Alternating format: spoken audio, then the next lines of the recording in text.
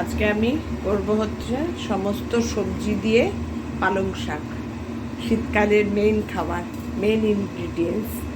আর করব হচ্ছে ডালের বড়ি দিয়ে, বিউলির ডালের বড়ি দিয়ে। এত ভালো লাগে না। তবে কি বলো তো, আমি পালং শাকটাকে একদম শুকিয়ে ফেলি না, একটু ঝোল ঝোল একটু রাখি যাতে ভালো লাগে খেতে। সবাই খুব ভালোবাসে, এমনকি পালং শাক রান্না হলে ওপর থেকে স্যুপ নিয়ে নিয়ে খায় আমার কর্তা, এত ভালোবাসে। এই সিজনে এই ফার্স্ট পালং শাক শুরু করলাম। এবার চলবে পালং আর মেথি, পালং আর মেথি। তা আমি কি করে করছি তোমাদের দেখাচ্ছি। প্রথমে গরম তেলের মধ্যে বড়িগুলো একটু ভেজে নেব। বড়ি দিয়ে করছি, বড়ি দিয়ে করলে না একটা অন্যরকম গন্ধ হয়। ফোড়নে দেব শুকনো লঙ্কা, একটু ফেলে দিয়েছি দুটো, আর দেবো হচ্ছে পাঁচফোড়ন, আমার প্রিয় জিনিস।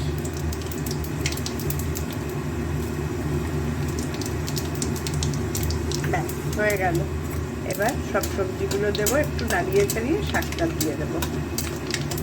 রান্না করতে কোনো ঝামেলা নেই, কাটিং কুটিং করতেই যত ঝামেলা। এবার এক এক করে সব সবজিগুলো দিয়ে দেবো। এর মধ্যে আমি দিয়েছি হচ্ছে মূলো, শিম, গাজর আর বেগুন, সমস্ত সবজিগুলো দিয়ে দেবো। সব সবজিগুলো দিয়ে দিয়েছি। সবজিও দেখো একটু একটু করে দিয়েছি, তাই কত হয়ে গেছে। এগুলো একটু ভাজা ভাজা হবে, একটু খোলাই থাকবে,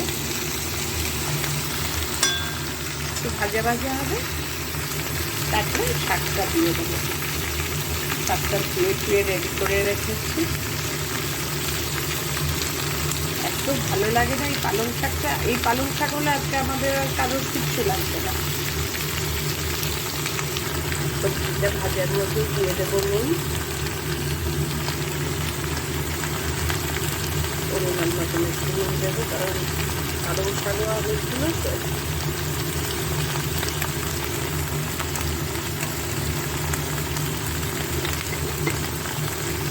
দিয়ে দেবো হলুদ।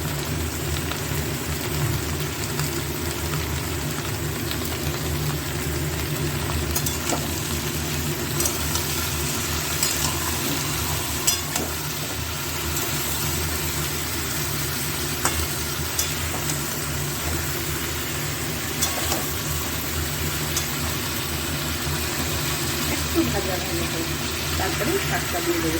ওই শাকের জল, সবজির জল, এতেই সব কিছু সিদ্ধ হয়ে যাবে। দিয়ে দেবো দুটো কাঁচা লঙ্কা করে, জানি না কাঁচা লঙ্কা দিতে ভুলে যাই। আমি আর আদা টাদা দেবো না পালং শাকে। অনেকে আদা টাদা দেয়, আমি আদা দেবো না। আদা দিলে কী বলো তো, পালং শাকের গন্ধটাই নষ্ট হয়ে যায়। যে একটা আলাদা গন্ধ, সেটা অনেকটা কমে যায়, কিরম একটা হয়ে যায় যেন আমার কাছে। তাই আমি আদাটা দিই না, এইভাবেই করি, দারুণ লাগে খেতে। বড়িটা কিন্তু মাছ। সবজিগুলো মোটামুটি ভাজা হয়ে গেছে, একটু নিয়েও এসছে। এবার দিয়ে দেবো শাকটা।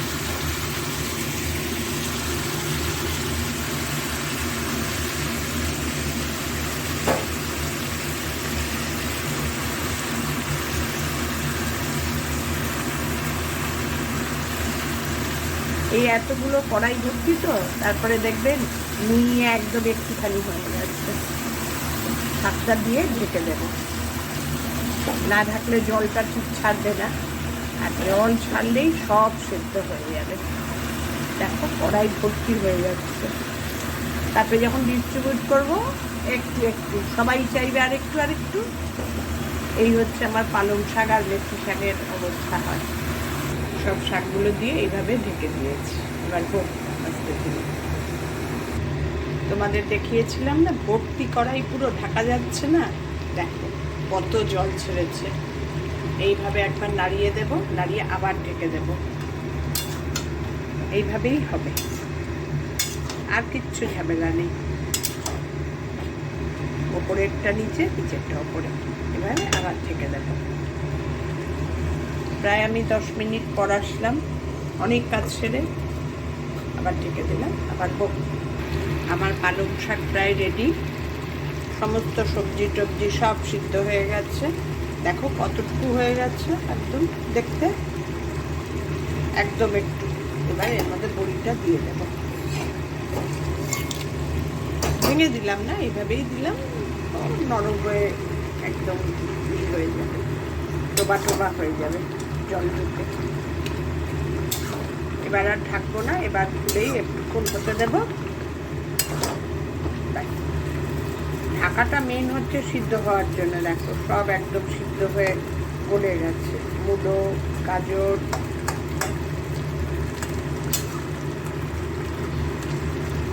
এই তরকারিটা এইভাবে বানিয়ে খেলে খুব স্বাস্থ্যকর আর ভালোও লাগে খেতে, বিশেষ করে এই সময়।